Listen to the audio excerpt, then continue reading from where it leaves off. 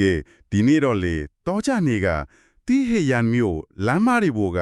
မြင်ကွင်းလေးကိုအရင်ဆုံးမျက်စိတွေတစ်ချက်လောက်မြင်အောင်ကြည့်လိုက်ကြရအောင်ဗျာ ဟုတ်ကဲ့အစိုးရကိုထောက်ခံတဲ့လူအုပ်ကြီးကထောင်နဲ့ချီပြီးလမ်းတွေပေါ်မှာထပ်ပြီးကျွေးကြော်နေကြတာလေ အလန်ဒီဝေးရန်ပြီးကတော်တော်လေးကိုစိတ်တက်ကြွနေတဲ့ပုံစံမျိုးပေါ့ဒါပေမဲ့အဲ့ဒီအပေါ်ယံစူးစီးမှုကြီးရဲ့နောက်ွယ်ကတကယ်လက်တွေ့မြေပြင်အခြေအနေကတော့ဟိုလုံးမကိုကွဲလွဲနေတယ်ဗျ တကယ်ကိုပြောင်းပြန်ခြင်းနေကြီးလို့ပြောလို့ရတယ်ရှင် ဟုတ်တယ်အဲ့ဒါကြောင့်ဒီနေ့ကျွန်တော်တို့က Live Now from Fox ရုပ်တံလိုင်းကရထားတဲ့အချက်လက်တွေရဲ့နောက်ပြီးတမရ trend ရဲ့လက်တော်ထုတ်ပြန်ချက်တွေကိုအခြေခံပြီးတော့ဒီအကြောင်းအရာကိုအသေးစိတ်ဖြန့်ချက်ကြည့်ကြမှာပါ ဟုတ်ပါတယ်ရှင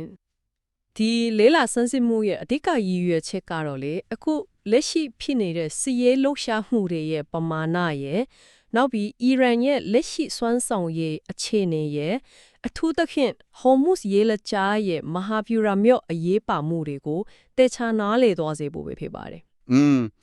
ဒီနေရာမှာနားဆင်နေတဲ့သူတွေကိုကြိုပြီးအတိပေးချင်တာတခုရှိတယ်ဗျာ ဟုတ်ကဲ့ပြောပါရှင် အခုကျွန်တော်တို့ဆွေးနွေးမဲ့အကြောင်းအရာတွေကနိုင်ငံရေးအရာတော်တော်လေးအကဲဆက်တယ်လေဒါပေမဲ့ကျွန်တော်တို့ကဘယ်ဘက်ကိုမှယိမ်းမှာမဟုတ်ပါဘူးမူရင်းတည်ရင်းမြစ်တွေမှာပါတဲ့အချက်လက်တွေနဲ့အမြင်တွေကိုဗမလိုက်ပဲတိတိကျကျတင်ပြသွားမှာပါ မှန်ပါတယ်ရှင်ကျမတို့ကသတင်းတွေထဲကအချက်လက်တွေကိုတက်တက်လိလာသုံးသပ်ပြယူမှာပဲ ကဲဒါဆိုရင်ဒီအကြောင်းအရာကိုအသေးစိတ်ဖြန့်ချက်ကြည့်ရအောင်ဗျာစောစောကပြောသလိုပေါ့လမ်းမပေါ်ကလူအုပ်ကြီးမတိသေးတဲ့ဒါမှမဟုတ်လက်မခံကျင်သေးတဲ့အမှန်တရားတခုရှိနေတယ်အဲ့ဒါကသူတို့နိုင်ငံရဲ့ကာကွယ်ရေးရန်တရားတခုလုံးဖြူချလို့နှီးပါဖြစ်နေပြီဆိုတာပါပဲ ကင်မရာရှိမှာပြနေတဲ့နိုင်ငံရေးရအားကောင်းမောက်တန်ရှိမှုနဲ့တကက်မြေပြင်ရဲ့ကောင်းကင်ရန်ကစစ်ရေးစွမ်းဆောင်ရည်ဒီကြားမှာကွာချက်ကအရင်ကိုကြီးမားနေတာလေ ဟုတ်တယ်ဗျအဲ့ဒီစစ်စင်ရဲ့အတိုင်းအတာကိုပဲအရင်ဆုံးစပြီးဆွေးနွေးခြင်းတယ်ပင်တာကုံရဲ့ထုတ်ပြန်ချက်အရဆိုရင်လေ73ရက်ကြာစစ်စင်ရေးကာလအတွင်းမှာတောကြနေရအီရန်ဝေးဟင်မှာအမေရိကန်ရဲ့လေကြောင်းတိုက်ခိုက်မှုအကြိမ်ကြီးအများဆုံးဖြစ်ခဲ့တယ်လို့ဆိုတယ်ဗျ သူတို့လိပင်းထန်တဲ့တိုက်ခိုက်မှုတွေပေါ့ ပိုပြီးအန်ဆော့ဆရာကောင်းတာကလေအခုဆိုရင်အီရန်မှာရေတက်နဲ့လေတက်ဆိုတာမရှိသလောက်ဖြစ်သွားပြီတဲ့ဗျသူတို့ရဲ့အဓိကလက်နက်တွေဖြစ်တဲ့ drone နဲ့တုံးကြီးတွန့်ပြန်နိုင်စွမ်းကလည်း90%ထိကျဆင်းသွားပြီလို့ဖော်ပြထားတယ် 90%ဆိုတာတကယ့်ကိုကြီးမားတဲ့ပမာဏနော် အဲ့ဒါပြောတာနေပေါ့ဗျာကျွန်တော်နေမင်းတို့တန်တရားဝင်မိတယ်ဟို90%ဆိုတာကနေတဲ့ကနာမှမဟုတ်တာဒါကစစ်ရေးရာကိုယ့်ဘက်ကအတာစီရနေချောင်းအမွှမ်းတင်ပြောဆိုတာမျိုးရုပ်ဖိမနေနိုင်ဘူးလား အဲ့ဒီလိုတန်တရားဝင်တာမမဟုတ်ရှင်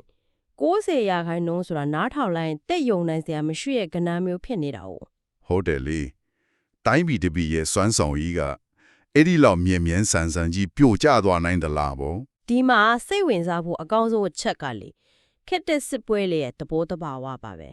ဲအထူးသဖြင့် American စစ်တပ်ရဲ့တိုက်ခိုက်ရေးဗျူဟာကိုကြည့်ရင်ဒါကဖက်နိုင်ကြီးအပြည့်အဝရှိရရှင် ဘယ်လိုမျိုးလဲဗျာနည်းနည်းရှင်းပြပါလား ခက်တဲ့စစ်တပ်တခုစွာလေတီးခြားစီလှုပ်ဆောင်နေတဲ့လက်နက်တွေစုပုံထားတာမဟုတ်ဘူးရှင်အားလုံးကကွန်ရက်တစ်ခုလိုချိတ်ဆက်နေလာလေ အော်အချင်းချင်းချိတ်ဆက်လုံးနေကြတာဗော ဟုတ်တယ်ရေဒါစစ်နက်တွေဆက်တွယ်ရေးကွန်ရက်တွေလေကြောင်းရန်ကာကွယ်ရေးကုကဲမှုဌာနချုပ်တွေကိုအရင်ဆုံးဖြိုခွင်းလိုက်တာနဲ့တင်ကြံတဲ့လက်နက်တွေကတုံးလို့မရတော့ဘူးလေ ဒါဆိုရင်လေရင်တွေမြေပြင်ပေါ်မှာအကောင်းပကတိရှိနေရင်တောင်မှအတုံးမဝင်တော့ဘူးပေါ့ မှန်လားဗောရှင်ပြန်တန်းဖို့လက်ညွင်ပေးမဲ့ရေဒါစနစ်မရှိရင်အဲ့ဒီလေရင်ကတန်တိုးဆန်းစားထားတာပဲဖြစ်သွားတာပေါ့ဒုံးကြီးတွေလည်းဒီအတိုင်းပဲပြစ်မဲ့ကိုရှာဖွေပေးမဲ့စနစ်တွေပျက်စီးသွားရင်တုံးကြံနိုင်စွမ်းကချက်ချင်းရက်တန့်သွားတာပဲရှင် သဘောပေါက်ပြီဗျမျက်စိကိုအရင်ဖောက်ထုတ်လိုက်တဲ့သဘောပေါ့လေ တကယ့်ကိုကွက်တီပါပဲအဲ့ဒီလိုမျိုးကွန်ရက်တွေကိုဖျက်တောက်ပစ်လိုက်တာပါ ဒါပေမဲ့လေစစ်စင်ရေးကအဲ့ဒီလောက်နဲ့မရတော့ဘူးဗျ FOX အတင်းကအမေရိကန်ကအီရန်ရဲ့ကာကွယ်ရေးစက်မှုလုပ်ငန်းတွေနဲ့လက်နက်ထုတ်လုပ်ရေးကုမ္ပဏီတွေကိုပါပြစ်မှတ်ထားတိုက်ခိုက်နေတယ်လို့သိရတယ် ဒါကတော်တော်လေးအရေးကြီးတဲ့အဆင့်တက်သွားတာနော် ဟုတ်တယ်စဉ်းစားကြည့်လေလက်နက်စက်ရုံတွေကိုဘုံကျဲတယ်ဆိုတာကအခုချက်ချင်းပင်နေတဲ့ဒုံးကြီးတွေကိုရပ်သွားအောင်လုပ်နေတာမှမဟုတ်တာဗျာ ဟုတ်တယ်လက်တက်လော်တိုက်ပွဲတော့တိတ်မထူးဘူးပေါ့ အဲ့ဒီတော့လက်တက်လော်တိုက်ပွဲထက်စာရင်လေဒါကတစ်ပင်တပင်ကိုရှင်းလင်းတဲ့နေရာမှာကိုင်းဖြက်ယုံတက်မဟုတ်ပဲအမြင့်ကနီလဲချလိုက်တဲ့သဘောမျိုးဖြစ်မနေဘူးလားဗျာ ရှင်မျိုးရဲ့တပ်ပင်ဥမာကတကယ့်ကိုထိမိတယ်ရှင်ကာကွယ်ရေးစစ်မှုလုပ်ငန်းဆိုတာနိုင်ငံတနိုင်ငံရဲ့စစ်ရေးကြိုးရိုးဖြစ်နေလို့ပဲလေ အနာဂတ်မှာဘယ်တော့မှအသက်ပြန်မထွက်လာနိုင်အောင်အမြင့်ပြတ်ရှင်းလင်းလိုက်တာပေါ့ ဟုတ်တယ် စက်ယုံတွေကိုဘာလို့ပစ်မှတ်ထားရတယ်လဲဆိုတဲ့ view ဟာကတကယ်ကိုစိတ်ဝင်စားစရာကောင်းတယ်ရှင်တိုက်ပွဲတစ်ခုမှလက်နက်ကုံသွားလို့ရှုံးတာထက်လေလက်နက်ထက်မထုံနိုင်တော့ဘူးဆိုတဲ့အသည့်ကရန်သူကိုစိတ်တက်ရဲရအရာပါအများကြီးရိုက်ခတ်တယ်လी ဟုတ်မှာပဲစိတ်တက်ကြတော့မှာပေါ့ စစ်တပ်တစ်ခုကကိုစီမှာလက်နက်ဘလောက်ပဲကြံကြံအတစ်ထက်မရနိုင်တော့ဘူးဆိုတာသိသွားရင်သူတို့ရဲ့ပစ်ခတ်မှု view ဟာကချက်ချင်းပြောင်းသွားပြီရှင် ရှိတာလေးကိုကက်သုံးရတော့မယ်လေအလားဟာစမပြေရတော့ဘူးပေါ့ မှန်ပါတယ်နောက်ပြီးအီရန်လိုမျိုးနိုင်ငံတကာပိတ်ဆို့တန်ခတ်မှုတွေအများကြီးခံထားရတဲ့နိုင်ငံတစ်ခုအတွက်စစ်လက်နက်စစ်ယုံတွေကိုပြန်တီဆောက်ဖို့ဆိုတာငွေရှိုံနဲ့မရဘူးရှင် ဟုတ်တယ်လေနီးပညာနဲ့အစိတ်ပိုင်းတွေအများကြီးလိုရမှာပေါ့အလွယ်တကူဝယ်လို့ရတာမှမို့တာ အဲ့ဒါကြောင့်မလို့အမေရိကန်ရဲ့ရည်ရွယ်ချက်ကအခုလက်ရှိအန်ဒရီကိုရှင်းဖို့လောက်တယ်မကပဲနောက်ထပ်ဆယ်စုနှစ်ချီပြီးအီရန်ကိုစစ်ရေးရအန်ဒရီမပေးနိုင်တော့တဲ့အဆင့်အထိရောက်သွားအောင်မဟာဗျူဟာမြောက်ချိနှဲသွားစေတာဖြစ်ပါတယ်ရှင် ဒါကရေရှည်အတွက်ကြည့်ပြီးကစားတဲ့အကွက်တွေပေါ့ဗျာအဲ့ဒီလိုရေပစ်စစ်စင်ရေးတွေရဲ့အတိုင်းအတာကိုမြင်တွေ့ရပြီးတဲ့နောက်မှာတော့လေအရှိအလေပိုင်းတမိုင်းမှာအပြင်းထန်ဆုံးလို့ဆိုနိုင်မဲ့အထူးတိုက်ခိုက်မှုကြီးတစ်ခုအကြောင်းကိုကျွန်တော်တို့ဆက်သွားကြနေဗျာ ခတ်တုံးတိုက်ခိုက်မှုကြောင်းကိုပြောလာမအောင်လားရှင် အတိအကျပဲဗျာသမရထရမ်ကသူ့ရဲ့ Truth Social လူမှုကွန်ရက်ကနေတော်တော်လေးရှေ့လျားတဲ့ထုတ်ပြန်ချက်တစ်ခုကိုရေးသားခဲ့တယ်လေအဲ့ဒီထုတ်ပြန်ချက်ထဲမှာဆိုရင်အမေရိကန်ဗဟိုစစ်ဌာနရှုံဟာသူ့ရဲ့ညွှန်ကြားချက်နဲ့အီရန်ရဲ့အဖို့တန်ရတနာလို့တင်စားခေါ်ဝေါ်ကြတဲ့ခတ်ချွန်းပေါ်ကစစ်ရေးပြစ်မှတ်တိုင်းကိုလုံးဝကိုချေမွန်းဖြစ်စည်းခဲ့တယ်လို့ကြေညာခဲ့တယ်ဗျာ အဖို့တန်ယတနာဆိုတဲ့အသွုံးနှုံးကတကယ်ကိုအတိတ်ပဲရှိတယ်ရှင် ဟုတ်တယ်အင်္ဂလိပ်လို obliterated လို့တုံးထားတာနော်ဟိုလုံးဝပြာကျသွားစေတယ်ဆိုတဲ့သဘောပဲဗျာ ခါကျွန်းဆိုတာကတာမန်ကျွန်းလေးတစ်ကျွန်းမဟုတ်ဘူးဆိုတာကျမတို့တတိထားဖို့လိုတယ်ရှင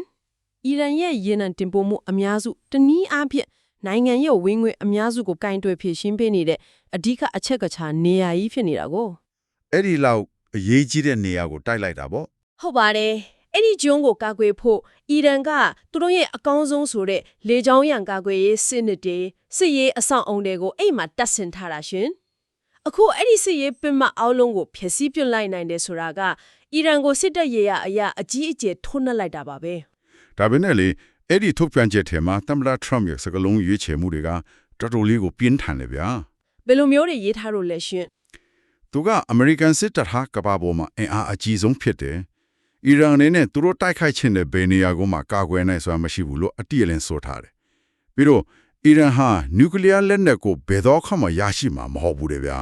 တော်တော်လေးကိုတိုက်ရိုက်ဆန်လဲတတိပေးချက်တွေပဲ အဆိုးဆုံးကတော့ဒါပဲအီရန်စစ်တပ်နဲ့အစိုးရအနေနဲ့လက်နက်ချပြီးကြမ်းရှိနေတဲ့တိုင်းပြည်ကိုကေတင်တင်တယ်ဆိုတဲ့တတိပေးချက်ပဲအဲ့ဒီနောက်မှာတိတ်များများစားစားတော့မကြံတော့ပါဘူးဆိုတဲ့စာသားလေးပေါင်းဝင်နေတာကလေတကယ်ကိုလောင်းပြောက်ပြီးအရှက်ခွဲလိုက်တယ်လို့ဖြစ်နေတယ်ဗျာ စိတ်တစစ်စင်ရေးလှုပ်လိုက်တဲ့တော့ပေါ့ ဒါပေမဲ့ဒီနေရာမှာတကယ်ကိုစိတ်ဝင်စားစရာကောင်းလာတာကလေခက်ကျွန်းဘော်ကစစ်ရေးပြစ်မတီအကုန်လုံးကိုပြာကျအောင်လုပ်ပြလိုက်ပြီဆိုရင်အဲ့ဒီကျွန်းပေါ်မှာဘာများကြံနေသေးလို့လဲဗျာ အဲ့ဒါကတကယ်ကိုအဓိကကျတဲ့အချက်ပဲရှင်စစ်ရေးပြစ်မှတ်တွေကိုအကုန်လုံးဖျက်ဆီးခဲ့ပေမဲ့ရည်ရွယ်ချက်ရှိနဲ့မထီပဲခြံလက်ထားခဲ့တဲ့အရာတခုရှိနေတယ်လေ အော်တမင်တကခြံထားကြလားရှိရပေါ့ဘာများလဲဗျ အဲ့ဒါကတော့ရေနံအခြေခံအဆောက်အုံတွေပဲရှင် ဟာရေနံစစ်ရုံတွေကိုမဖျက်ဆီးဘူးပေါ့ ဟုတ်တယ်စဉ်းစားကြည့်လေအမေရိကန်လိုအင်အားကြီးနိုင်ငံတစ်ခုကကျုံးပေါ်ကစစ်ပတ်ဆိုင်ရာအရာအလုံးကိုအမှုန့်ကျစ်ပစ်နိုင်စွမ်းရှိပါလဲနဲ့အီရန်ရဲ့အသက်သွေးကြောဖြစ်တဲ့ရေနံစစ်ရုံတွေကိုမထိခိုက်အောင်တမင်တကာချန်ထားခဲ့တယ်ဆိုတာတာမန်ကိစ္စတော့မဟုတ်ဘူးရှင် သမရထရမ်ကတော့လေစာနာထောက်ထားမှုကြောင့်ပြချက်များကြောင့်အဲ့ဒီရေနံစစ်ရုံတွေကိုမဖျက်ဆီးပဲချန်ထားဖို့ရွေးချယ်ခဲ့တယ်လို့ပြောထားတယ်ဗျာ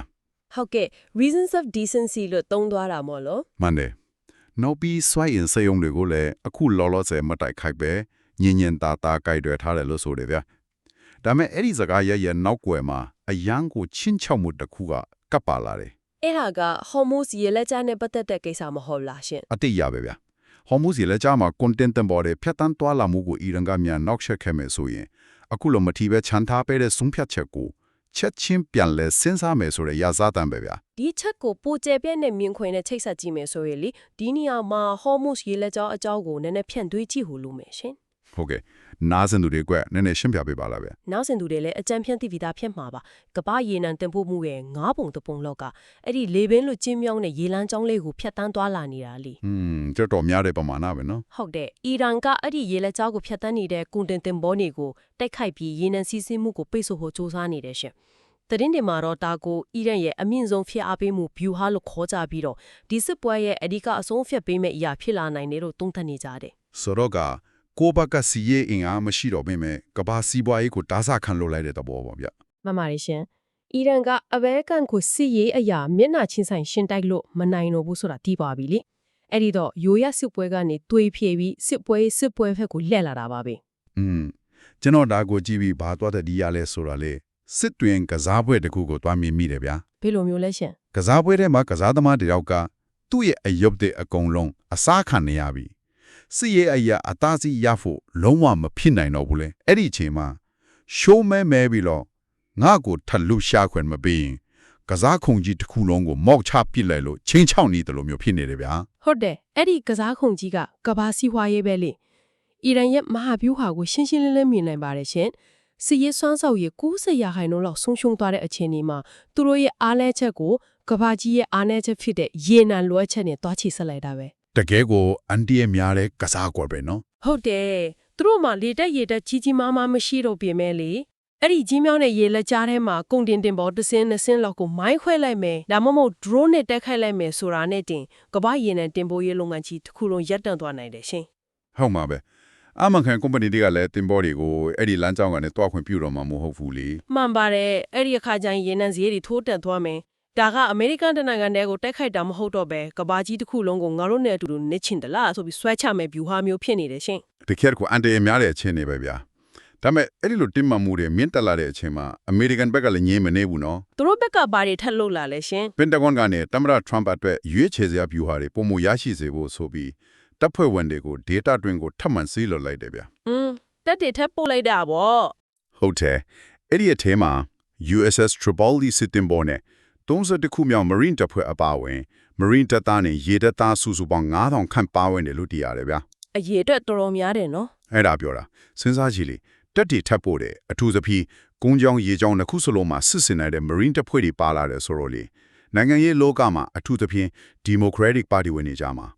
အစိုးရအနေနဲ့မြေပြင်တပ်ဖွဲ့တွေဆေလွတ်ပြီးမြေပြင်စစ်ပွဲများဆင်နွှဲတော်မလားဆိုရယ်စိုးရိမ်မှုတွေထွက်ပေါ်လာတာမဆန်းဘူးဗျာဒီ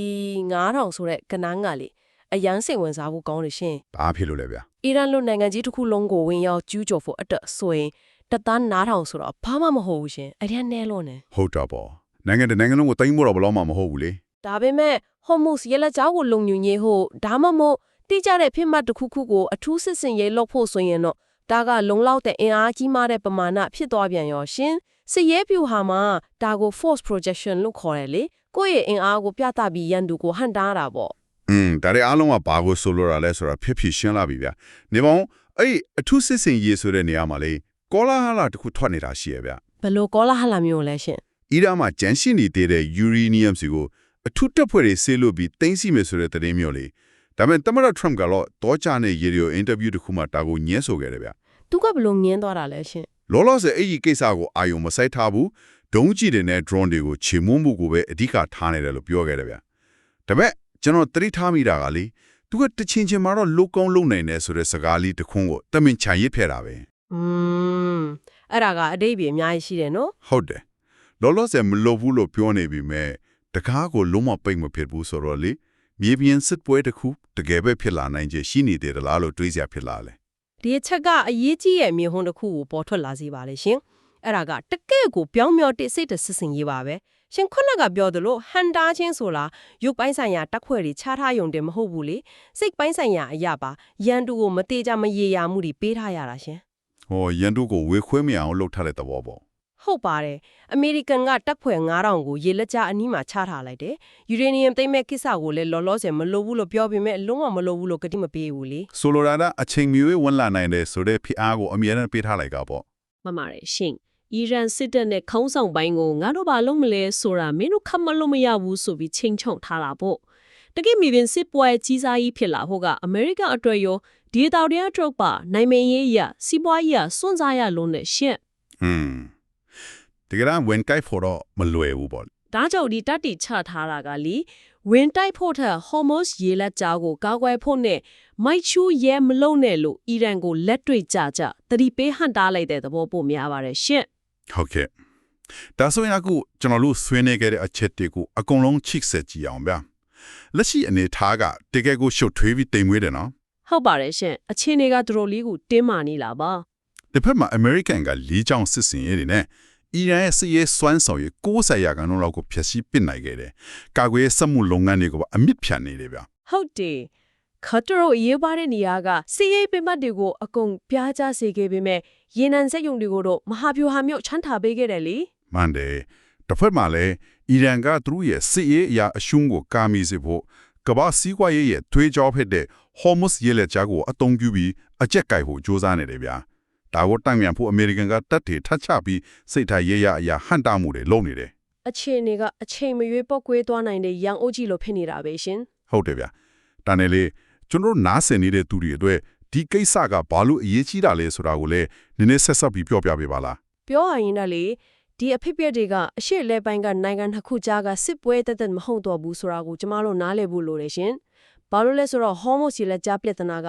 ကမ္ဘာစီးပွားရေးတစ်ခုလုံးကို direct ရိုက်ခတ်နေလို့ပဲလေ ကျွန်တော်တို့ရဲ့နေ့စီဘဝတွေအထိပါလာပြီပေါ့ ဟုတ်ပါတယ်နားဆင်သူတွေအနေနဲ့စဉ်းစားကြည့်ပါအကယ်၍အီရန်ကများသင်ဖော်တစင်ကိုဒီကပဲတိုက်ခိုက်လိုက်ပြီးဒါမှမဟုတ်ရေလက်ကြားကိုပိတ်ဆို့လိုက်ပြီးဆိုတာနဲ့ရေနံကြီးကချက်ချင်းထိုးတက်သွားတော့မှရှင် ရေနံစည်းတက်ရင်အကုန်လိုက်တက်တော့မှာပဲလေ မှန်တာပေါ့ရေနံကြီးတက်တာနဲ့အမျှကုန်စီပို့ဆောင်ရေးစိတ်ရိတ်ဒီမြုံတက်လာမယ်စက်ယုံတွေရဲ့ level စိတ်ကြီးလာမယ်အဲ့ဒီကနေတဆင့်ကုန်စည်နှုန်းတွေကြီးမြင့်လာပြီးကျမတို့အားလုံးရဲ့နေ့စဉ်ဘဝစားဝတ်နေရေးအထိတိုက်ရိုက်ထိခိုက်လာတော့မှာပဲရှင်နိုင်ငံရေးစစ်ပွဲတစ်ခုကကိုယ့်ရဲ့ငါးစာစားဝတ်ပေါ်ကဟင်းခွက်တဲ့အထိတယောက်မှုရှိလာနိုင်တယ်ဆိုတာဒါမျိုးကိုပြောတာပါပဲ တကယ်ကိုသတိထားစရာပါပဲဗျာအစီအစဉ်အစမှာကျွန်တော်တို့ပြောခဲ့တဲ့တီဟီယန်မျိုးကလမ်းဝါးတွေပေါ်ကမြင်းကွင်းကိုပြန်သွေးကြည့်လိုက်ပါအောင်အပေါ်ရမှာလူအုပ်ကြီးကချွေးကြော်တန်းနေနဲ့အားကောင်းနေပုံပေါက်နေပေမဲ့တကယ်လက်တွေ့မှာတော့သူတို့ရဲ့စစ်တပ်ကဘာမှမတက်နိုင်တော့တဲ့အနေအထားကိုရောက်နေပြီလေ အဲ့ဒီလိုပြောလဲနေတဲ့ကြားကပဲသူတို့မှာကဘာကြီးတစ်ခုလုံးကိုချင်းချုံနေတဲ့ဖဲချက်တစ်ချက်ကျန်နေသေးတာကစဉ်းစားလေအန်ထိုးဖို့ကောင်းလေပါပဲရှင် အဲ့ဒါကြောင့်ဒီနေ့လစ်လာဆန်းစစ်မှုကိုအဆုံးသတ်ဖို့အတွက်နားဆင်သူတွေကိုတကယ်ကိုလေးလေးနက်နက်တွေးတော်စရာမိကွန်းတစ်ခုချမ်းရည်ခဲ့ခြင်းတယ်ဗျာ ဟုတ်ကဲ့ပြောပါရှင် နိုင်ငံတစ်နိုင်ငံဟာသူ့ရဲ့စီးရေးစွမ်းဆောင်ရည်90%အထိအခြေမုံခံရပြီးရေတက်နဲ့လေးတက်လုံးဝမရှိသလောက်ဖြစ်နေတဲ့အခြေအနေကိုရောက်နေပါလေနဲ့လေကဘာကုန်းတွေရဲ့ရေလမ်းကြောင်းတစ်ခုကိုချိုင်းချော်ယုံတက်တက်နဲ့တင်ကဘာစီးပွားရေးတစ်ခုလုံးကိုပြားရခတ်တော့အောင်လုံနိုင်စွမ်းရှိနေသေးတယ်ဆိုရင်ယနေ့ခေတ်ကဘာကြီးမှာစီးရေးအင်အားဆိုတဲ့စကလုံးရဲ့အတိတ်ပဲအစ်စ်အမှန်ကပါများဖြစ်နေမလဲဗျာ တကယ်စဉ်းစားရပဲเนาะတင်ကားဒီလီရင်တွေအများကြီးပိုင်ဆိုင်တာကပဲတကက်အင်အားလားဒါမှမဟုတ်ကိုတီချောင်းချင်ရင်နဲ့ကဘာစီးပွားရေးရဲ့တွေးကြောကိုဖျက်တောက်နိုင်တဲ့နီယာဗျူဟာကိုပိုင်ဆိုင်ထားတာကပဲပူပြီးကြောက်စရာကောင်းတဲ့အင်အားဖြစ်နေမလားဆိုတာတွေးစရာပါပဲရှင် တကယ်ကိုကြည်ကြည်ပြန့်ပြန့်ဆက်လက်တွေးတော့စရာကောင်းတဲ့ချက်ပါပဲဗျာခေတ်သစ်စစ်ပွဲရဲ့သဘောတဘာဝကကျွန်တော်တို့ထင်ထားသလိုရိုးရှင်းမနေဘူးဆိုတာကိုဒီအဖြစ်ပဲတွေကတတ်တည်ပြနေပါတယ်ကဲဒီကနေ့ကျွန်တော်တို့ရဲ့လေးလာဆန်းဆက်မှုစီစဉ်ကိုတော့ဒီနေရာမှာပဲရနာခွင့်ပြုပါဗျာအချိန်ပေးပြီးနားဆင်ပေးကြတဲ့အားလုံးကိုကျေးဇူးအထူးတင်ရှိပါတယ် အားလုံးကိုကျေးဇူးတင်ပါတယ်ရှင်အခုလိုမျိုးရှုပ်ထွေးပြီးစိတ်ဝင်စားစရာကောင်းတဲ့သတင်းချက်လက်တွေကိုအသေးစိတ်ဖြန့်ကျက်လင်းရမယ်နောက်ထပ်အစီအစဉ်တွေမှာပြန်လည်ဆောင်တွေ့ကြပါမယ်ရှင်